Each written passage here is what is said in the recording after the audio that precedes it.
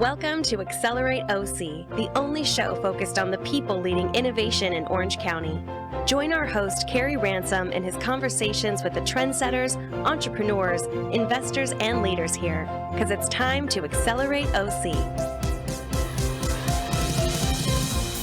Good morning. Welcome to Accelerate OC. I'm Kerry Ransom. It is a beautiful day here in Orange County. And just want to first say thank you to our engineer, Paul, for making me and my guests always sound so good. Today's episode is sponsored by my friend Jeff Martin from Collective Genius. Collective Genius helps build high-performing teams for venture-backed growth companies and VC firms. And particularly, I like Jeff's offering. It's called Peak Planning. And at this time of year, and I'm sure Grant's probably thinking about this with his leadership team right now, 2020 is just around the corner. We're in fourth quarter, and Peak Planning is offered as a facilitated offsite leadership session where Jeff and his team will produce a bunch of follow-up tools to help with focus, accountability, and alignment. And so if you're interested in meeting Jeff or talking to him more about Peak Planning, hit me up, and I will be happy to introduce you. I am super excited to have my friend Grant Van Cleave here today. And before we get to hear about his amazing journey and all the wisdom that he can share around investing in startups and leading them, as well as his thoughts on Orange County, as he has been all over this community for the last many, many years, I want to tell you a little bit about Grant. He's currently the CEO of a startup here called, and it's growing quickly, so moving beyond startup phase even, called Buy It Installed. And Buy It Installed is an exciting company because they have found a great opportunity to automate the process of the way I would describe it, of getting a professional installer to the consumer around a purchase that requires it. A lot of the things that we buy, especially online or in stores today, are complicated. Think of the trips that you make to the Best Buys or Lowe's or other big retailers, and Buy It Installed will help match an installer to help you get that put together. And I'll let Grant share a bit more as we get along and how he got involved there. He's also the chairman of the board of governors of Tech Coast Angels. And Tech Coast Angels, as many of you know, is the premier angel investor group in the country. They've got over 400 members across the 5 Southern California chapters. And prior to being the chair of the Board of Governors, he was also the president of the Orange County chapter and has been what I believe to be the most prolific investor in that group in the last several years as well. And so I would say active is an understatement. And again, I'll let him share how many investments, boards, and advisory roles he's currently managing, as I can't even fathom how he does it. Grant is such an inspiration to me and to many of us here who are really working to build a more inclusive, open, and connected innovation community here in Orange County. He shows up that way. He lives that way every day. And I just find him to be such an authentic leader. And I always feel like any group that he's a part of or conversation he's involved with is better or enriched when he's there. And so I'm so fortunate to have him here today. Grant, thanks for joining us. Honored to be here. Well, let's get to the starting line. Let's talk first about Buy It Installed and how you got involved with it. I was one of the earliest investors. Been a handful of family and friends before that, but Todd Banity, the founder of this interesting company, had gotten to the point where it was ready to come out of the garage, and it had some contract interest from clients, and he just looked up on LinkedIn, searched for angel investors in Orange County, had some things in common with him in some level, and he reached out, and I got involved as the first quick angel seed investor. Then I led the next round, then I joined the board, and then eventually we were on a search for somebody to be a co-executive with him, and to my surprise ended up coming off the sidelines and joining the company. And that's the first time, I believe, that you've done that here with one of your investments. Is that correct? Yeah, I've been an operating entrepreneur leader in the past, Sure. But for 5 years before that, I'd been just an angel and board member, as you mentioned, but been active in the ecosystem, but not working for a single company in a day job. And what was it about Buy It Installed that really prompted you to, as you said, come off the sidelines? Because I think that Yeah. I saw a situation like that yesterday, and my first question always is, uh-oh, is the company in trouble, or is it just such a big opportunity that the investor really wants to be there for that participation? Yeah, it's a good question, and it is kind of bifurcated, could double or nothing. And in this case, it was the double. Yeah, I'm involved in a lot of companies, as you said, 68 investments actually at the moment. And I always say sort of apologies to the rest of them who are great, and there's some great returns and amazing things happening. But this was the one that was most likely to become a unicorn. It was Orange County based. It was really tapping into a giant market. And the more I explored it, the more I realized the market was even bigger than I thought.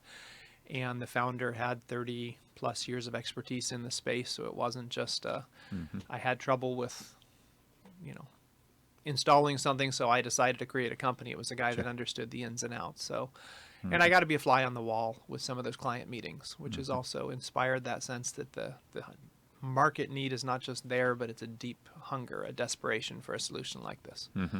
That is great. Yeah, great advice. So update us on where the company is at this point. So the company's raised $18 million. So it's as you mentioned earlier, it's beyond startup. There's a good bit of traction that's gone into that, product development, and a good quality team built towards that. It's I mentioned that fly on the wall, that sense of customer interest. We do not have trouble finding people who identify the need. They don't just need to serve their customers with a do it for me. That's the opposite of sort of DIY, do it yourself. Half the customers out there really do want a solution like this, and it needs to be done in a seamless, painless, efficient way. And the alternatives just aren't working. Silicon Valley's alternatives are just matchmakers, and they actually need these large companies need somebody to be more like an outsourced service division to just take care of that whole process and guarantee the experience through and through. So, yeah, the biggest companies out there are pretty sure we're the best solution out there now. So now we're in that process of going from it's the right product and working on that product in a sandbox with a few customers to now going live with significantly larger ones. So we have some really great enterprise customers, but it's still early stages in that actual growth with them. But the level of optimism is really high. The sense of market appreciation for it is like uncanny. That's great. Well, and I mean, you mentioned the enterprise customers. I've spent a fair bit of my career on the enterprise side as well, and it seems like when they're going to sign up for effectively an outsourced service partner that's going to be pretty full service, that's a significant process to make that decision, to implement that decision, versus selling a SaaS tool to a division of an enterprise customer where the sales cycles have shrunk. So I'm guessing that these are going to be very, very sticky customers, but it's going to take a while. Bingo. Yes. You identified that exactly. It is the movement from interest to wow, this is exactly what we need goes remarkably fast, and that creates that enthusiasm. But then all of those next steps to actual adoption and implementation and integrations and even dealing with other vendors that might be being supplanted by this, trying to keep everybody happy is just slow.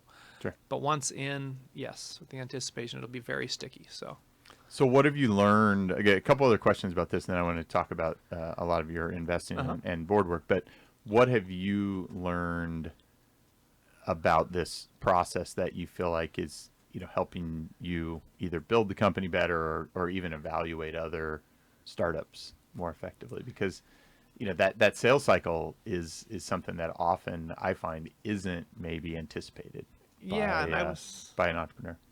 Yeah, I would. It's interesting we zeroed in on that right away, and I probably would have come to that same conclusion same answer to the question you were asking, that initial enthusiasm and then that confidence on our part and the client's part that it would be sticky when it goes creates that motivation, that inspiration on both sides, that fundraising ease that we've had. But that in between slowed, almost dead zone at times, is hard. it's hard on the morale of the team. It's hard on investors who are asking for certain things at a certain time, and to get that more approximated would have helped. On the other hand, I don't know. I'm not sure there's a way to avoid it or even dampen the enthusiasm for the sticky end and the excited beginning. But I think as coaches, I think we can be working with entrepreneurs to help them understand, to really work on those timelines, at least understand it, that's probably going to come. There's going to be a time delay there. Sure. Yeah, I think that's a great learning, and something certainly as you look at go-to-market strategies for other companies that you're advising or considering investing in, just making sure that is as well understood as possible. And I've had some other folks in your seat who have built companies, and some of them have started with that first enterprise customer where they've kind of built it or co-created it in partnership. And sometimes that can be really, really valuable, early revenue, early validation, but in other cases could lead you to believe there's signal when there might not be additional signal in other places, right? So there's those sort of, potentially challenges on both sides. So the other question I had, and I often like to ask this, is how can the community be helpful to buy it installed at this point? We certainly are trying to build a more activated audience and community here in Orange County, and I applaud you for building the company here, but how can we help? It's a good question.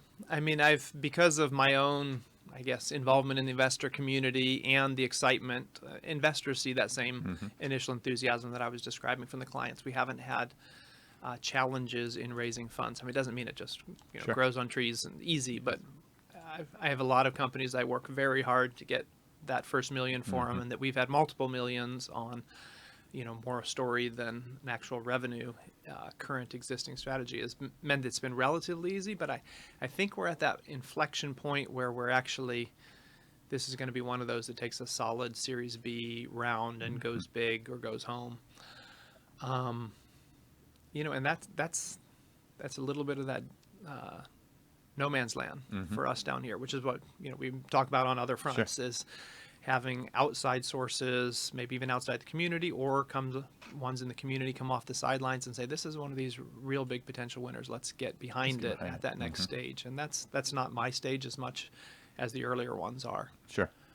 I think that's a good call to action to pull some of the folks in to really take a hard look at what it could look like to do I'll call it an Orange County party round to really support buy it installed. So we'll take that one offline, but that could be a great story to potentially develop and cover here later. Appreciate it. Yes. So let's go under the hood a little bit and focus on your other work that you were doing prior and still continue to.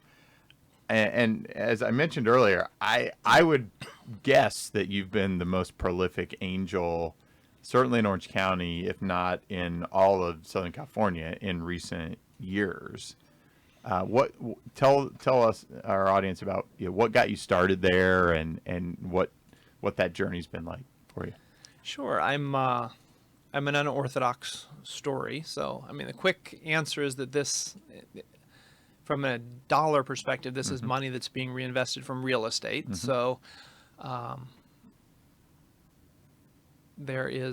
wouldn't be the only one that would have access to capital that was gained through real estate in this turf. Obviously, there's a strong real estate market, but I had done real estate as well as incubation of a bunch of nonprofits, as well as just always helping friends get businesses off the ground. They just had ideas. I was always fascinated by what they were doing, but I considered that more of a hobby, a barbecue conversation, and then a little bit of a checkbook ability to write some, help them, pat them on the back with some investment as well.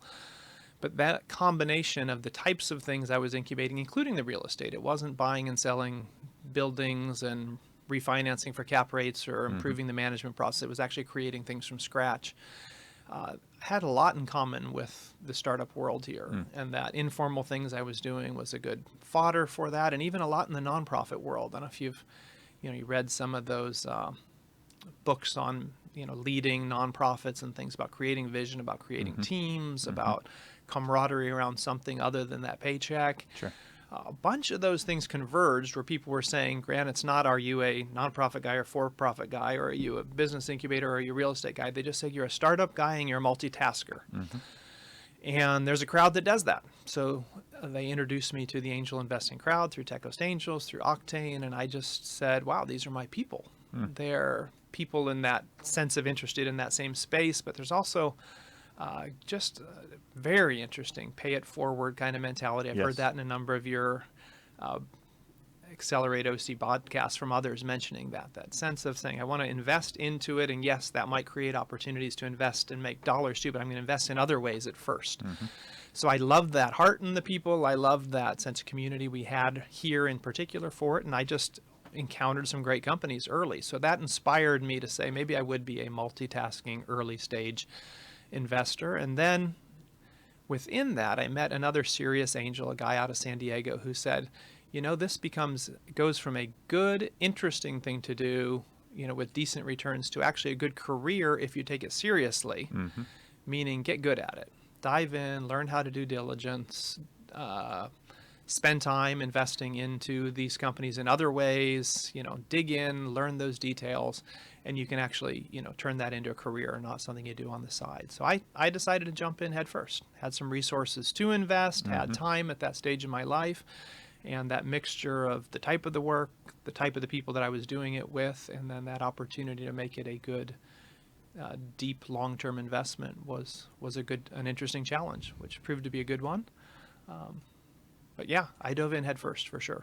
That's great. Well, you mentioned that you, I think, have 68 investments. So how many of those right now are active?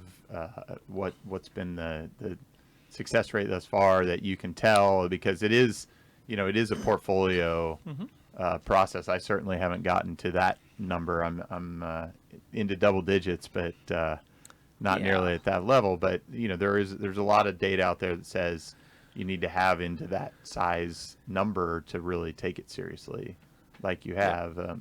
Share with the group sort of what you have seen thus far. Yeah.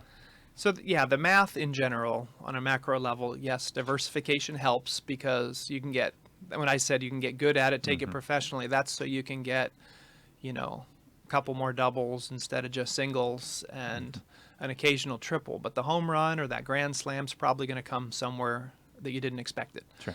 So that's where diversification comes in, that you are investing in things you think make sense. You dive in with enough diligence to make wise investments, at least eliminate some obvious deep red flags.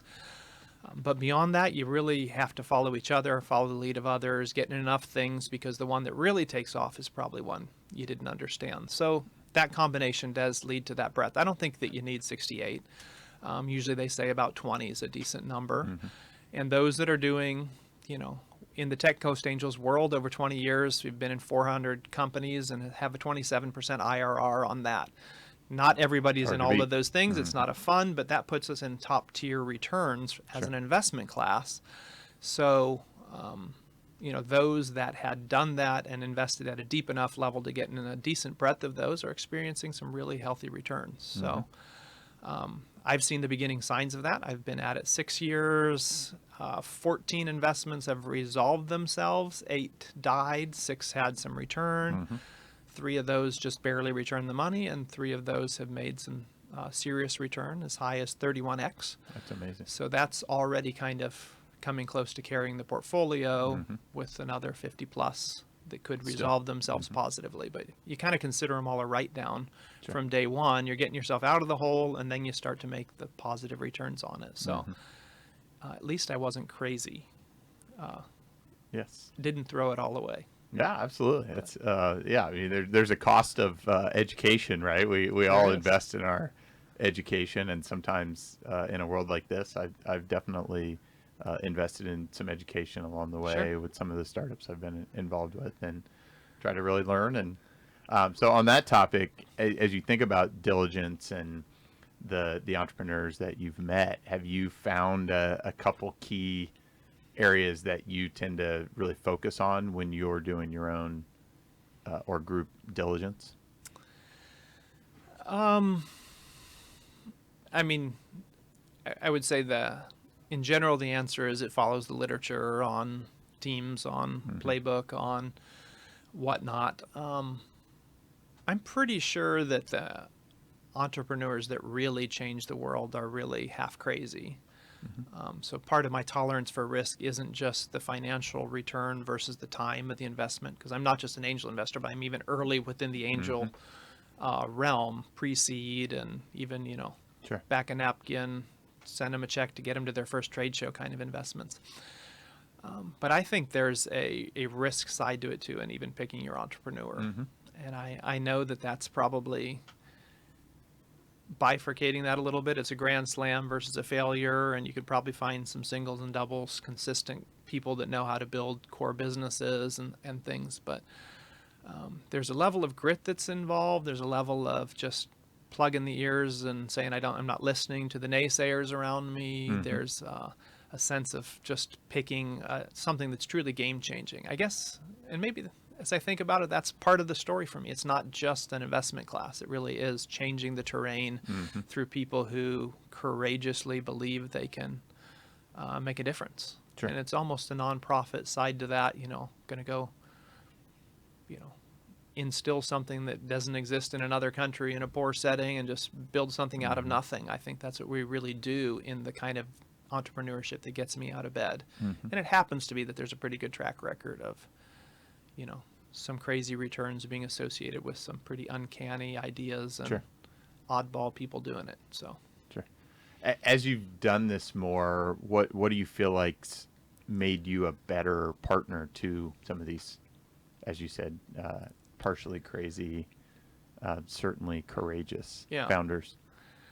Well, part of that would be identifying with it. And I referred to a bunch of nonprofit things I've done. I even lived in the country of Albania in post-communist Europe right after the wall had come down, living without. I was actually having a breakfast this morning with a friend and, about to get married and going through some of those early issues related to finances around that and all that. And I just said, there's some grit that's developed through that, living through some adversity together. Absolutely. I was recalling those early years with my wife in some, really challenging settings, but we were able to look back after some years and see that we built and created some incredible change there. So even if I hadn't been in the same trenches, tech entrepreneurship in Orange County, there were some pretty interesting things in the background. And I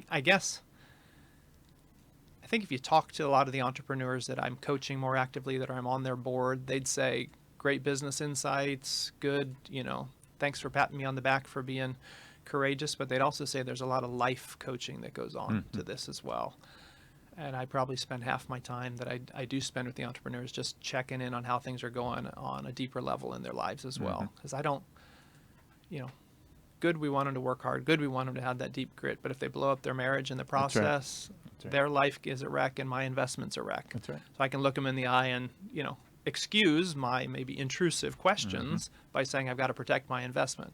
But I actually care about the guy's soul, want to find out what's really going on in there. And I think they find that strange at first, and then afterwards they call back and say, could I get more of that? So there's a holistic approach to entrepreneurship that's a little bit more than just the business coaching. Absolutely. And that's a topic I wish we could spend more time on today, because I feel like as a community, we're just scratching the surface around things like mental health and identity, and that the more that we can view entrepreneurs as full humans and they aren't their business, even though as investors we often want them to be obsessive about their business, there is a balance there that has to be found. And I think coaching, mentoring like you do is so important to help them maintain some of that perspective that I believe ultimately probably does deliver the right return on investment too, and that they've got to stay whole through it somehow. Yep. Good words.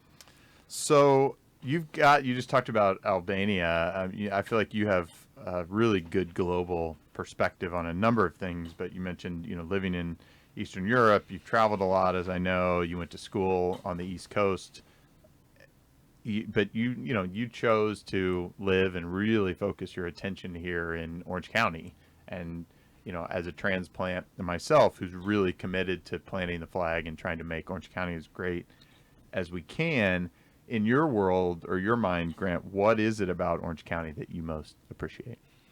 That's a really good question. I have to be honest, I didn't come thinking that I had a deep vision for Orange County. It was a practical thing where family was based and where there were some decent opportunities to, get by, if nothing else, while the kids went to high school and college. But it's surprised me.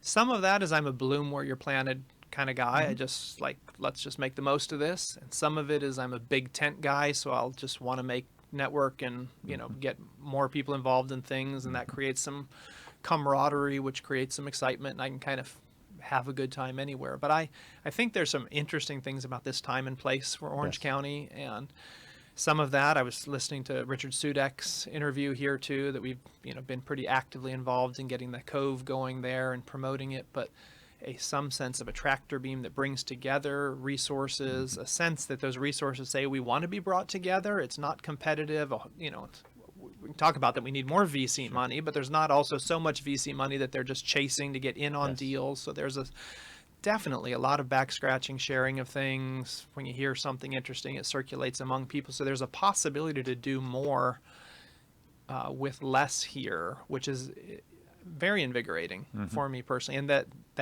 pay it forward mentality is contagious.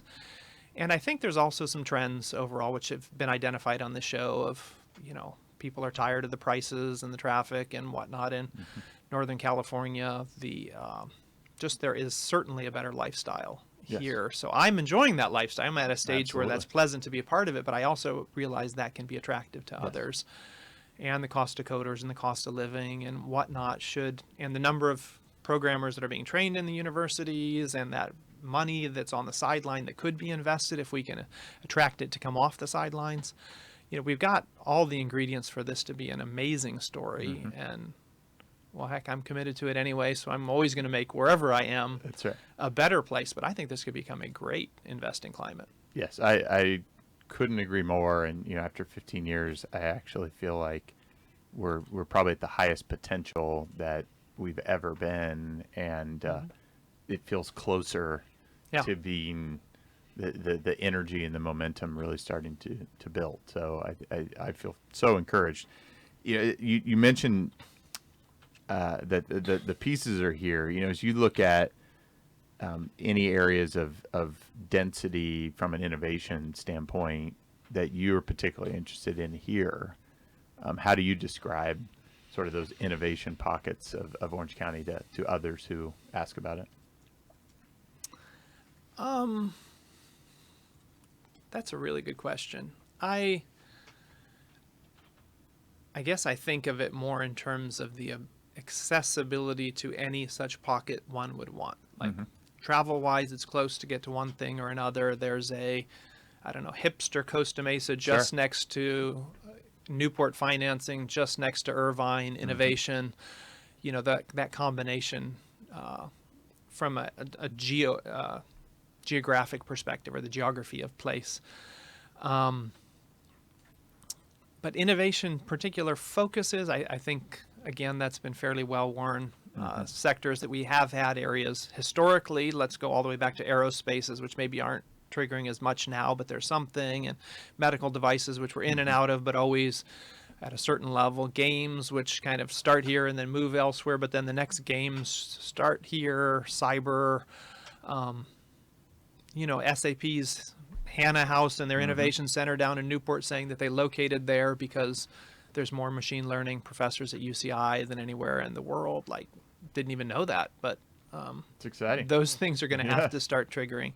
But I just think I think entrepreneurship is more in our blood than we realize. So those in this county. For sure. So yes, it might have been immigrants that are just starting their first dry cleaner, or is these big companies which now we think of as corporations, but they all started in these waters entrepreneurially. So I'm not as focused on particular sectors, though I think it's great that Octane has a particular conference on a particular thing like ophthalmology.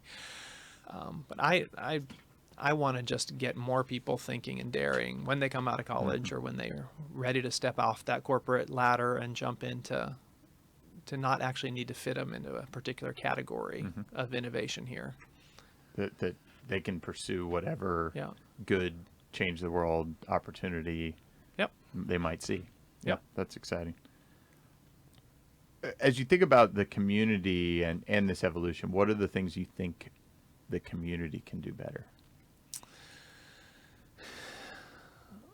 Well, the community, we touched on it a little bit, and I think it's still worth reiterating. There is more capital out there to be deployed. I think the capital is less informed about what ventures like. I think the community needs to come together with some leadership around new forms of funding so that people do come off of those sidelines. Maybe it's time for Grant to teach a class.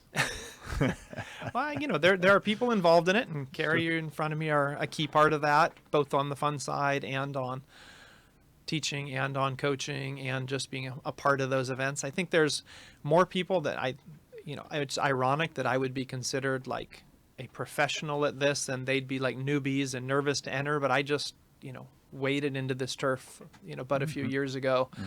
Anyway, so I think there's a lot of people with a lot of insights that need to dare to sign up. Now there's a decent list both at Fullerton, I've heard, and at Irvine of people who are experts in residence that are ready to be tapped into. But I think they've got to be a little more proactive than that. I think they got to join the groups. They got to show up at the things. They got to mingle with the people at the cocktail parties,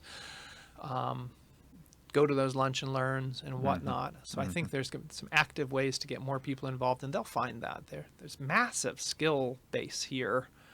And I think there's the right attitude among people to want to give back in some way, which then will lead to an opportunity to dive in, professionally into it as well. That's great. So I talk a lot on here in several of my episodes about this idea, and my aspiration is that we as a community really try to create unfair advantage for entrepreneurs here. I mean, imagine what it would look like to see people leaving other parts of the country and coming to Orange County, or the people here with that entrepreneurial zeal know, if I do it here, I'm going to have a better chance to succeed than anywhere else. As you think about Buy It Installed, what are the things that you feel like we could do to help you create unfair advantage here? Yeah, that's interesting.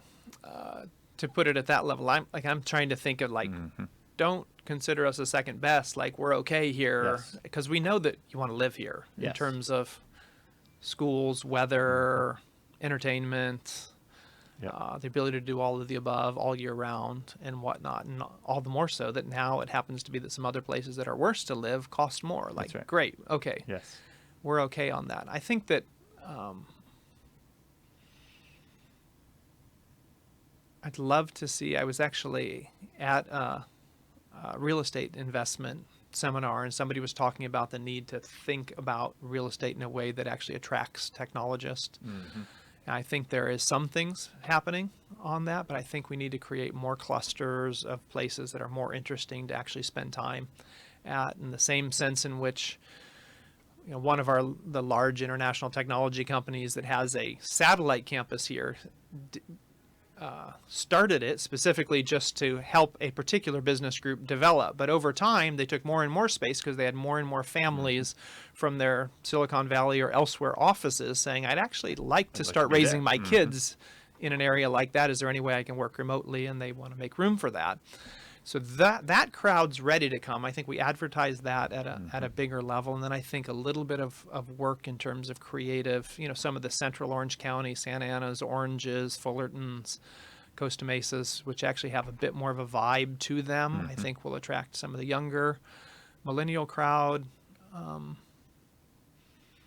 It's more an issue of compensating for a couple of perceived weaknesses that we're the stale suburbs here. But if we could be a little more than that, and then be a happy stale suburbs for a few that do need it. I think we need to balance those things a little bit better to get people to want to live, because they're already inspired to do it.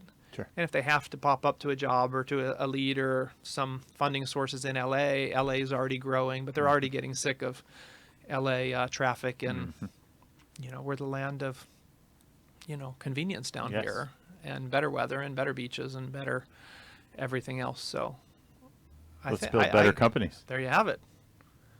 So Paul's giving me the time sign over here, Grant. I could sit here all day and chat with you. I always feel like we have such rich exploratory conversations. One of the things that I always ask my guests to do as we wrap up is to really share that lasting piece of advice or key lesson that they've learned.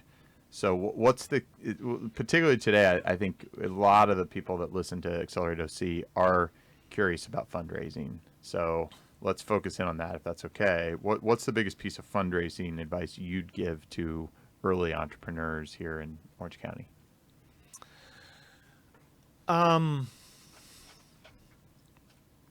Biggest fundraising advice. This is going to sound a little self-serving, but I do say this when I'm asked as a panelist in something that earliest stage of funding is harder than you think, and that's apart from those issues that we have about maybe some later stage venture capital needing some more funds here.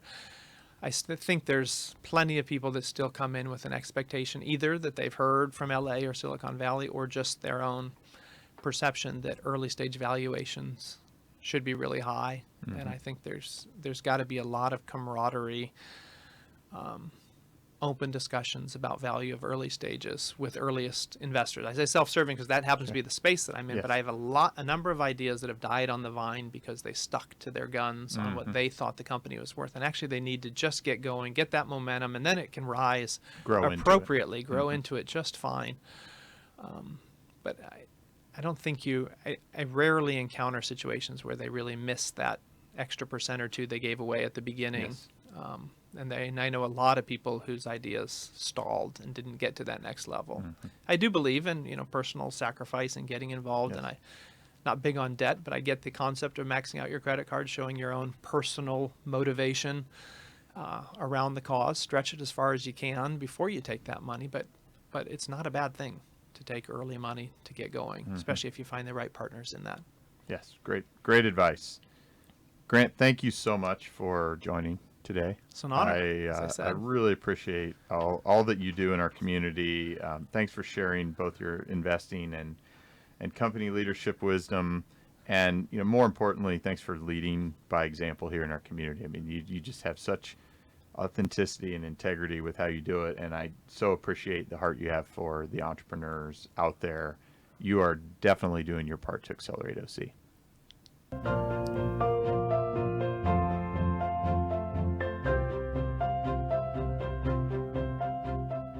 You've just listened to Accelerate OC.